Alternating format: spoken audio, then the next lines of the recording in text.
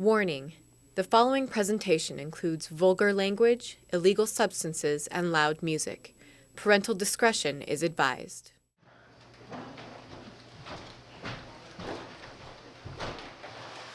Alright, well, enough of that.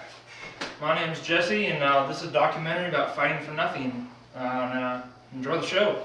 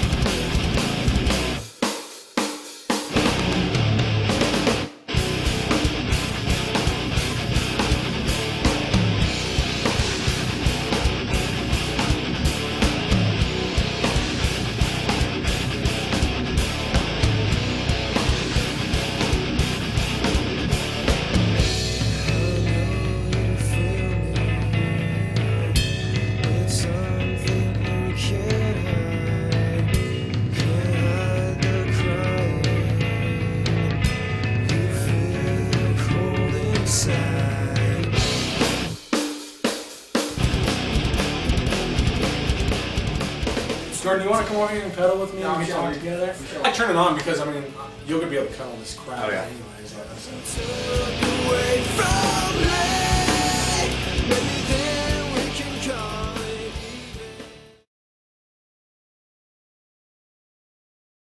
It's a lot more high energy and a lot heavier. I like to bring out some of the roughness in my voice and express more emotions than just love or hate, you know? We're all using baritone guitars now, so we're definitely going for the low, rougher guitar sound. I guess I'm trying not to copy anybody else. I've come up with my own sound, but it's basically just that Mesa Boogie hard rock distortion. I'm just trying to do what really goes with our music, you know? I want something really just thick and bold and something that's just going to be really chunky with the guitar lines that we're coming out with now. And then again, you know, I'm not going to be playing stuff like, you know, someone like Fleetwood or anything like that. I'm a simple kind of guitar player, you know. I just want it to sound good. Right. Well, I can say like right now, this first album that we're doing, Cold Inside, is very experimental. And when I was writing the songs, I was thinking we've only been together for a few months as of now, right? And I was like, I'm gonna keep them simple and straightforward. Lyrically, they're not the most deep. I mean, like, you listen to the song, you know exactly what I'm talking about. And it's a big part of experiencing a new style. And when I started writing these new songs, my state of mind was, I'm gonna write the style of music that I listen to and the kind of music that I really like. Not the exact style, but I want to start playing music that like I really like. In my old band, I did like the music, but it's like I wasn't as passionate about it. I was passionate about it because it's coming from me, but we want to have a high energy act that's high caliber and really original, and most importantly, we just want music that people can relate to. You know, if we start doing polka and people really like it and it affects their lives, we'll start doing polka, and that's just kind of how it is. We're just kind of going where the wind blows. I think me and Scott primarily are really getting into a lot more of the screamo, emo kind of stuff, and I'd really like to move a little bit in that direction. Just like, not necessarily like, you know, crying about your girlfriend or something like that, but just the sound. Yeah, just really like packing the music just like full of a lot of energy and a lot of emotion. That's why I listen to a lot of that music along those lines.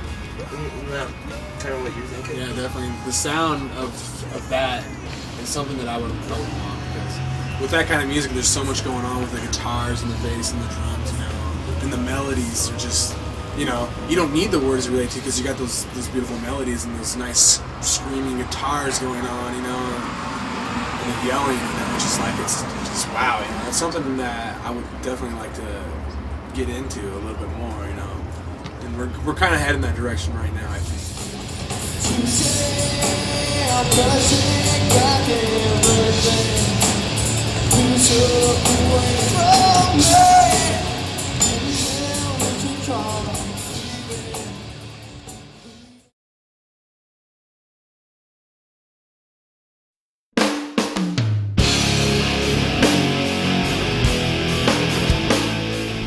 When I'm on stage, what's going through my head? I'm just I'm trying to have fun. Really, that's about the only thing that's going through my head. I'm just looking for people to have fun and looking for my bandmates to have fun and just going crazy and try to give everyone a good time and a good show. And if I can climb up on a speaker, I will. If I can, you know, jump out onto, you know, the main subwoofers in front of the stage, reach out in the crowd, I like to throw picks out there, you know. And, you know, whatever makes it fun. You know, if I had a bottle of water, I'd hose everybody out there. If I had a 5-gallon bucket, I'd get everybody. I'd go Aussie style out there. When I'm on stage, what I want to do is I just want to pull out all the stops, and I don't want to be afraid. I just want to perform and do my thing and just let loose. And that's exactly what we do these days, man. We're letting loose when we're up there on stage. We don't give a fuck. I want to break a guitar on stage one of these days. I don't know. I'm half tempted to go buy one of those cheap ass $80 guitars just so I can smash it. I'm not really influenced by any bass players. There's a lot of good bass players out there. I'm mostly influenced by a whole band. You know, right now I'm really influenced by the Used right now and what they have going on, and I'm really getting into really heavy bands right now, and sometimes I wish that the band would play that kind of stuff and I could play stuff like that, but you know, we don't. We play what comes out. You know, we're not trying to be anybody else. I say my biggest influence would probably have to be Led Zeppelin, because I was really into Led Zeppelin about 8th grade when I first picked up a guitar. So I would say probably the biggest influence on my vocals is Bryan Adams. And then further down the road, I started listening to Silverchair, which is one of my very, very favorite bands. I think that Daniel Johns is probably one of the best vocalists out there today, and they're definitely a big influence on my music. But I mean, there's like such a huge list of bands that I really, really like that I could go a long ways with that. there's one drummer from a band here, well, from several bands here, that I've seen him play a lot of times. I've been to a lot of his shows, and he kind of convinced me that you don't need a huge drum set to be a good drummer, that, you know, it's kind of like jazz drumming philosophy. You can really do a lot with a little. I just want to, when I sing, I want to sound as genuine and as emotional about the topic as I really am.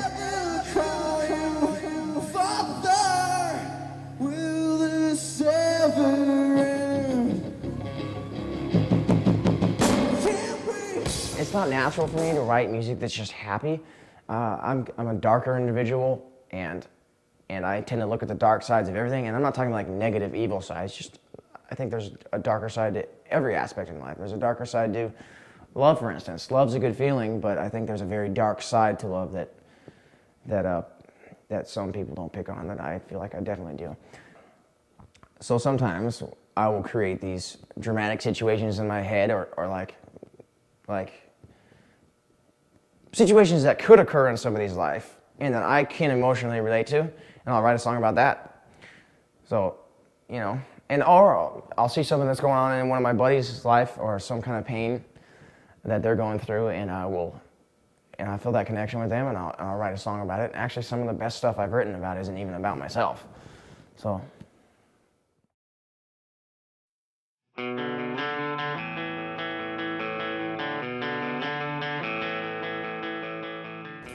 Fighting for Nothing, the name is, for me, it's all about, you know, life. It's kind of a statement about the world. And how everyone is just is crazy about everything, and they don't stop to think about all the small things. And that people out there spend so much time fighting for different things. You just, I mean, just like girlfriend, boyfriend type of deal, war, whatever. It's like Everybody's fighting for the wrong things, the things that aren't going to make them happy, and the things that are going to solve their problems, and everything that they could possibly really want in order to achieve happiness, they already have. They just don't realize it. I was like fighting for nothing, you know?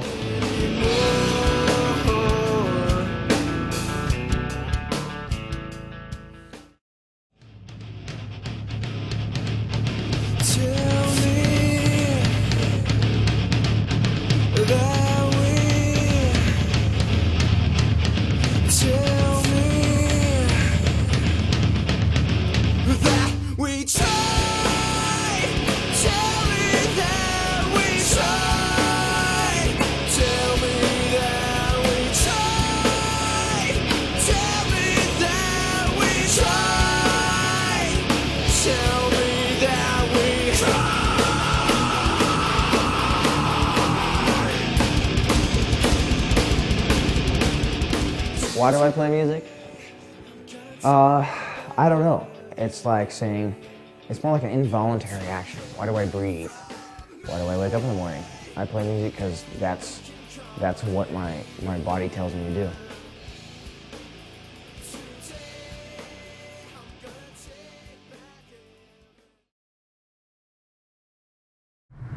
Well, Prosser, what do you want to know?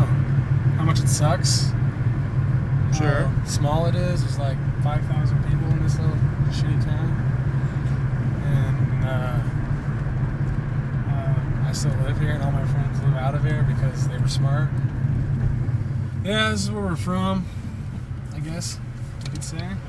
Altercate started here back in 98, 97, 96, something like that. We've gone through like 3 drummers since, you know, and we've lost a guitar player. And Altercate was together after that for 8 years, and we went through a series of things. After I joined the band in the 8th grade, we went and found a drummer and played with him for a couple years. Adam eventually left the band, and we got a new drummer, Ryan, and just started playing all over the place. Made 2 or 3 CDs. And after 8 years of doing it, Things started falling apart for the band, and we knew something was wrong, but we never talked about it. And it was probably the worst time of my life because I wasn't playing music, you know, and I knew that it was over with. it just wasn't so serious anymore. I don't really know what happened. So I decided to leave the band and start a new project. And I spent, about 3 months looking around the whole Pacific Northwest for musicians. And when I came back, Jordan called me and said, you know, we need to start up again, you know, and Either we're gonna do this all the way or we're not gonna do it at all. And I was like, so we're gonna have a good work ethic and we're gonna work our asses off and we're gonna do what needs to be done. It's like something finally clicked, for me anyway. And I don't know what it was, but I'm more into it now than I've ever been before. It's really paid off. We've accomplished a lot of things. We were together for about 2 months, opened up for a platinum act. We have a solid fan base already. I already cut a CD, you know, we got merchandise, you know, we played a few really huge shows and things are just going great. And we have Jesse, our new drummer, and he's been an inspiration to me, the way he takes music, and he just lives music, and it's great. So I see a lot of positive things happening here over the River Bend.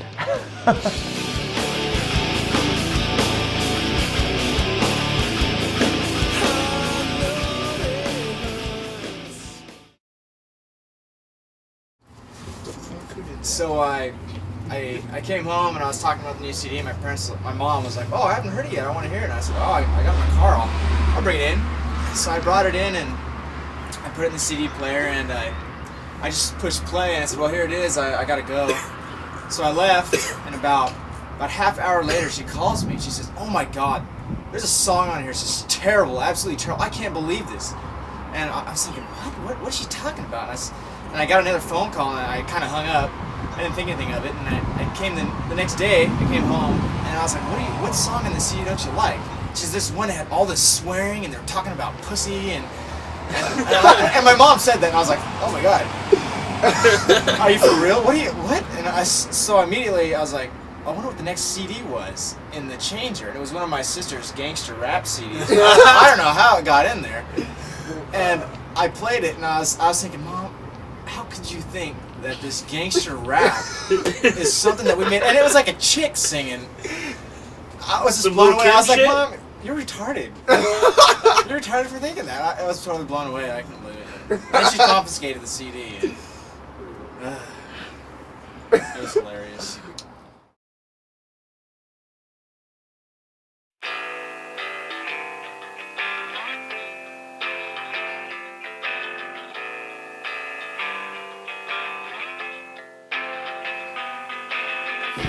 Why are we fighting? It doesn't make any sense. It's my lip you're biting. We're too intense.